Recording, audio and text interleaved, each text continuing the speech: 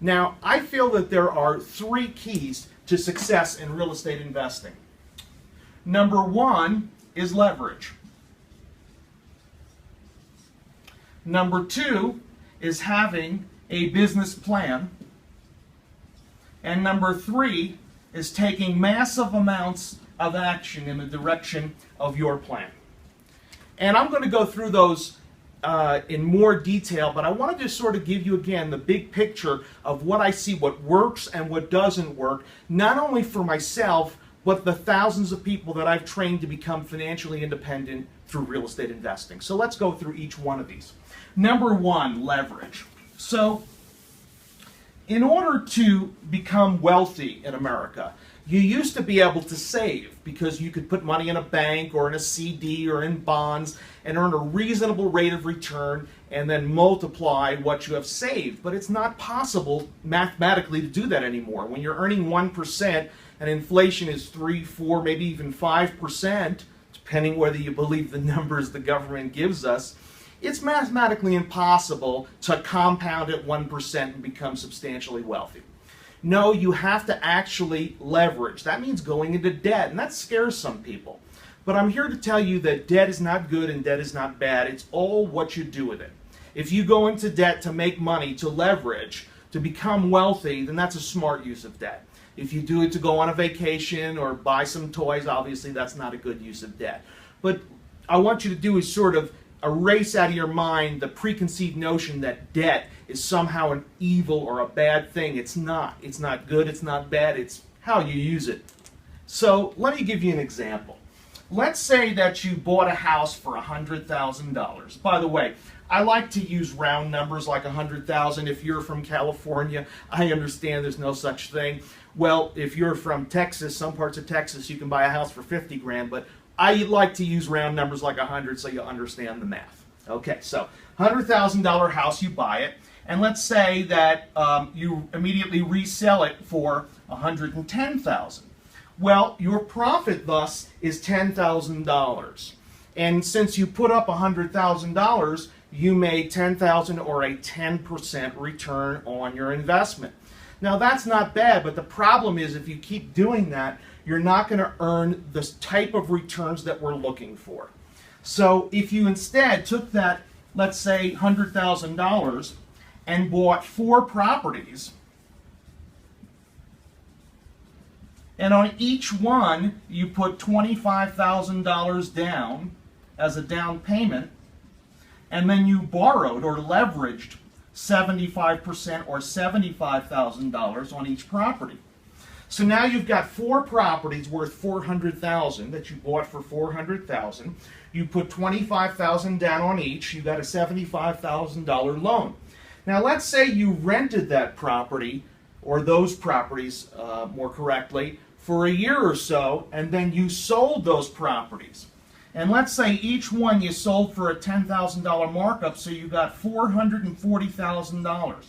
Now in the meantime, you've got debt payments on the $75,000, but you can offset that by renting the property, maybe even making some positive cash flow. But just for our example, let's say you break even all year long, and then sell the properties for $440 that you bought for $400. So we bought them for $400, we sold them for $440. What's our profit? Well, our profit is $40,000. So we only put up 100 and we made 40. What's the return? It's a whopping 40%. Now you understand the power of leverage.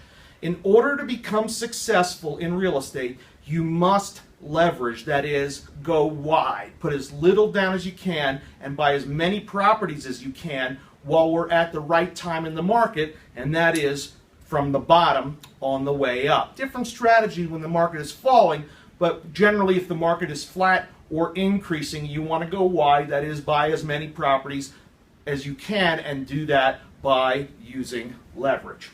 Okay, so now you understand the importance of the concept of leverage. You know, it's as simple as this.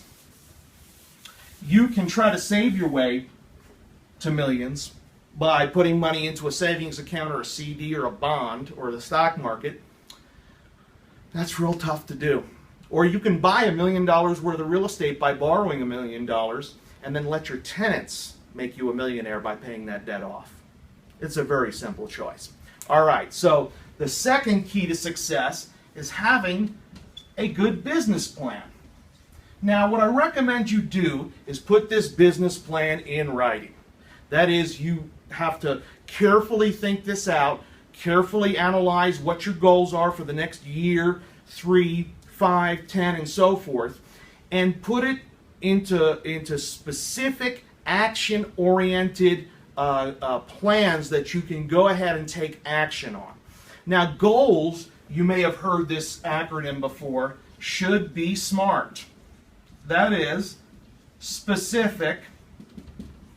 Saying I want to be rich or I want to retire is not specific. You have to come up with a dollar figure and by when. Measurable. So I want to be rich is not a measurement. I want to be retired is not a measurement. It's got to be a dollar figure. These goals should be action oriented. That is, you can take action on it, not just think about it. They should be realistic.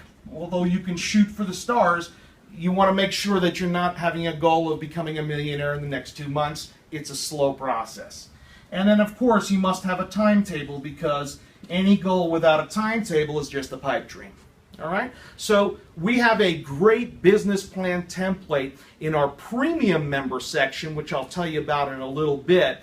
But either way, you use my form or you come up with your own. Be specific, review it often, revise it often, and make sure that you have goals that are SMART. And, of course, the last part of success in real estate, number 3, is action. Massive amounts of action. What can you do today, tomorrow, this week, this month, in order to put your plan into action? Because without action, this is all educational. This is all a theory.